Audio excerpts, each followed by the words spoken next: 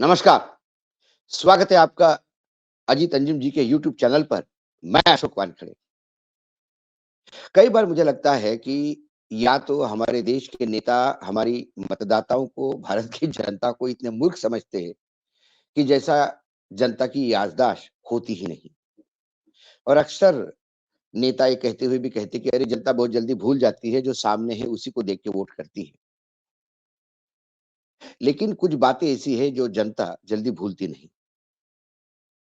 जब मंडल आयोग की सिफारिशों की लागू करने की घोषणा विश्वनाथ प्रताप सिंह ने की, तब वीएचपी, बजरंग दल, संघ के जो ये आउटफिट्स है, उग्रवादी, थोड़े से आक्रामक आउटफिट जिसको हम कहते हैं, उग्रवादी शब्द में वापस लेता हूँ।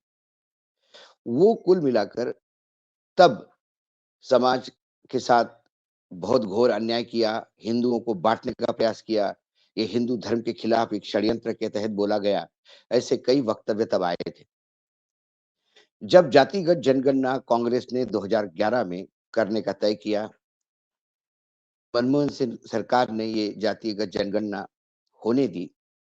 उसके बाद जो डाटा आया, वो डाटा प्रोसेसिंग होने तक, क्योंकि 37 के बाद पहली बार हो रहा था, तो टाइम लगा। उसी के बीच में सरकार बदली और नई सरकार ने वो आंकड़े अभी तक जारी नहीं किए, 2014 से लेकर 2023 तक। इसी बीच विभिन्न क्षेत्रीय दल जो मंडल आयोग की उपज थे, उन्होंने लगातार जातिगत जनगणना पे जोर दिया। जब तक आरजेडी विपक्ष में थी, जनता दल यूनाइटेड और बीजेपी साथ में है, तब तक जातीय जनगणना चाहते हुए भी नीतीश कुमार गठबंधन का धर्म निभाते हुए चुप रहे। बाद में नीतीश कुमार जब आरजेडी के साथ फिर एक बार एक हुए और आरजेडी, जनता दल यूनाइटेड, नीतीश कुमार, लालू यादव और कांग्रेस, इन्होंने मिलकर जो सरकार बनाई, उसके बाद जातिगत जनगणना की काम शुरू हुआ। उसे सर्वे भी कहा जा रहा था, क्योंकि जनगणना ये केंद्र ही करवा सकता है, तो उसको सर्वे का नाम दिया गया। सर्वोच्च न्यायालय, हाई कोर्ट तक मामले चले। आखिर तक जातिगत जो जनगणना हुई वो पूरी हुई और उसके आंकड़े बिहार सरकार ने जारी किए। वो आंकड़े आते से हड़कंप मच गया और उन आंकड़ों को देखते हुए पूरा इंडिया गठबंधन के तमाम राजनीतिक दल एक ही सुर में बोलने लगे कि हमें अब जातीय जनगणना करनी है। राहुल गांधी सबसे मुखर होकर बोल रहे थे कि जातिगत जनगणना बहुत जरूरी है। लेकिन ताज्जुब ये लगता है कि जिस जातीयगत जनगणना के आंकड़े आने के बाद जो चुनाव अनाउंस हुए 5 राज्यों में, वहां चुनाव प्रचार में प्रधानमंत्री नरेंद्र मोदी लगातार जातीय जनगणना की खिलाफत करते रहे। वो बार-बार कह रहे थे कि ये जातीयगत जनगणना के तहत हिंदुओं को बांटने का प्रयास हो रहा है। तोड़ो और राज करो, इस नीति से हमें दूर रहना है। समस्त हिंदुओं को, सवर्णों को, ओबीसी को, सवर्ण, दलित, अति दलित एवं आदिवासियों को भी एक छाते के नीचे लाकर 80 बनाम 20, यानी 20% मुसलमान और 80% हिंदू, ऐसे लड़ाई का प्रारूप देने का प्रयास भाजपा लगातार निरंतर करती आ रही है, सालों दर साल। लेकिन जातिगत जनगणना ने जब उनके इस 80% को हिला दिया, तो फिर इसे हिंदुओं को बांटने का आरोप प्रधानमंत्री जी ने लगाया। और एक जगह नहीं, हर राज्य में करीब-करीब वो यही बोल रहे थे कि ये जातिगत जनगणना करके ये हमें बाँटना चाहते हैं, हिंदुओं को तोड़ना चाहते हैं। उन्होंने ये भी कहा कि ओबीसी को बुरी नज़र से देखते हैं। मैं प्रधानमंत्री ओबीसी है, इसलिए ओबीसी को गाली दी जाती है। ये बात अलग है कि प्रधानमंत्री ओबीसी है, लेकिन महिला आरक्षण बिल जो आया, महिला शक्ति वंदन अधिनियम के नाम से, उसमें ओबीसी के लिए आरक्षण देने की बात आती है, तो फिर बीजेपी बैकफुट पे जाती है। तब ओबीसी उनका वोट बैंक होते हुए भी फिर वो महिलाओं को आरक्षण देने के बजाय हमारे सांसद कितने हैं, हमारे विधायक कितने हैं, ये गिनवाते हैं। एक मुख्यमंत्री ओबीसी है, शिवराज सिंह चौहान। चुनाव के बाद उनका क्या होगा ये उन्हें भी पता नहीं। कुल मिलाकर ये सारी बातें जब सामने आ रही थी, तो मूल मुद्दे पे मैं आता हूँ कि कल परसों जब छत्तीसगढ़ में भारतीय जनता पार्टी ने राज्य चुनाव के लिए विधानसभा के अपना घोषणा पत्र दिया। उस घोषणा पत्र के लोकार्पण के समय भाजपा के वरिष्ठ नेता, देश के गृह मंत्री अमित शाह जी ने पत्रकारों को सवाल के जवाब देते हुए कहा कि भारतीय जनता पार्टी कभी भी जातिगत जनगणना के खिलाफ थी ही नहीं। हम एक राष्ट्रीय पार्टी है, एक जिम्मेदार पार्टी है।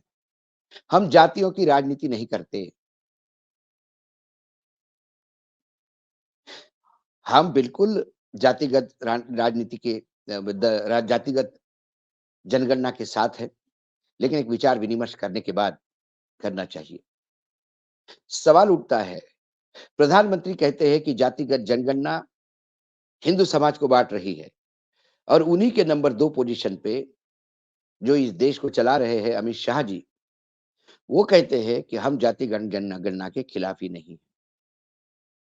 यानी जातिगत जनगणना का मूड क्या है देश का, ये देखते हुए वो अपने वक्तव्य बदलते हैं। इनकी अपनी कोई राय नहीं है, ना फिलॉसफी है, ना कोई विचारधारा है। जनता को एक विचारधारा के बीच में हाकने का प्रयास करते हैं और उसमें नहीं आती है, तो फिर जनता जो चाहती है उनके सामने आत्मसमर्पण करते हैं। क्योंकि सत्ता का मक्खन खाना ये उनका फोकस है। राष्ट्र की भलाई, राष्ट्र का विकास, राज्य का विकास, ये सब बेनामी है। 15 साल लगातार भाजपा सत्ता में रहने के बाद बुरी तरह से भाजपा को उखाड़ के यदि फेंका होगा, तो उनके कुकर्मों से फेंका, उस सरकार के कुकर्मों से फेंका। ऐसे में ये कहना कि 5 साल में हम प्रदेश को विकसित कर देंगे, जो 15 साल में नहीं कर पाए, वो 5 साल में कैसे कर पाएँगे? फ्रीबीज़ की बात जब विपक्ष की दल कोई सहूलतें ज़ाहिर करता है या कुछ पैसे देने की या कैश ट्रांसफर की बात करता है, तो उन्हें कहा जाता है कि ये रेवड़ियाँ बाँट रहे हैं और जो लोकतंत्र के लिए घातक है। रेवड़ियाँ बाँटने का मामला सर्वोच्च न्यायालय तक भी पहुँचा है। लेकिन जब अपना घोषणा पत्र आता है, तो फिर रेवड़ियाँ वहाँ पे भी बँटती हैं क्योंकि चुनाव जीतने होते हैं। तो कुल मिला के गिरगिट भी शर्म आ जाए इतने जल्दी, ये अपने विचारधारा बदलते रहते हैं। यदि गृह मंत्री ये कहते हैं और एक ज़िम्मेदार पोज़ीशन पे है, वो सिर्फ़ पार्टी के स्टार प्रचारक ही नहीं, इस देश के गृह मंत्री हैं और जनगणना का कार्य उन्हीं के मंत्रालय में आता है। यदि वो कहते हैं कि हम जातिगत जनगणना के बिल्कुल खिलाफ नहीं हैं और कभी नहीं रहे हैं, तो 2011 में जो जातिगत जनगणना हुई, उसके आंकड़ों पे इनकी सरकार क्यों बैठी है, उन्हें क्यों पब्लिक नहीं करते? एक अहम सवाल है। जो जनगणना होती है या बिहार में जो जातिगत जनगणना हुई, उसमें क्या ऐसा गलत था, जी इनको फिर से विचार करना पड़ेगा और नया प्रारूप क्या हो सकता है जातिगत जनगणना का? जनगणना जनगणना की तरह से ही होगी। जब जनगणना होती है तो तर उसमें जाति पूछी जाएगी और जब जाति पूछी जाएगी तो उसका वर्गीकरण होगा तो देश में किस जाति के, किस सब कास्ट के कितने लोग हैं, ये पता पड़ेगा।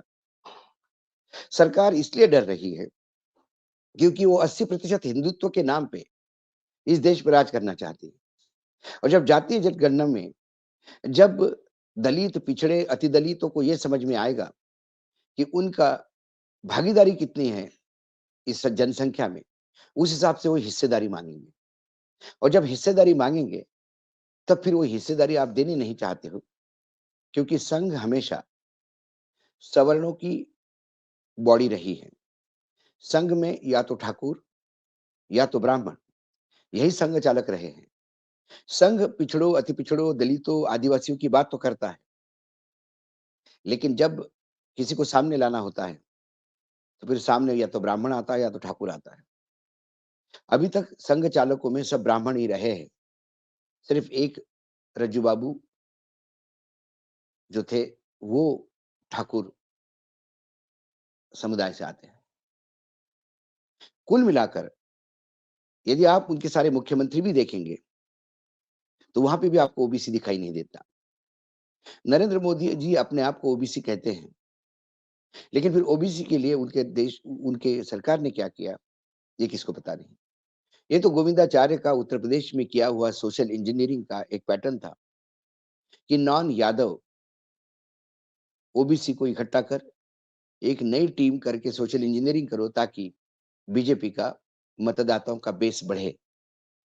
ये सारा खेल मतदाताओं का बेस बढ़ने का है।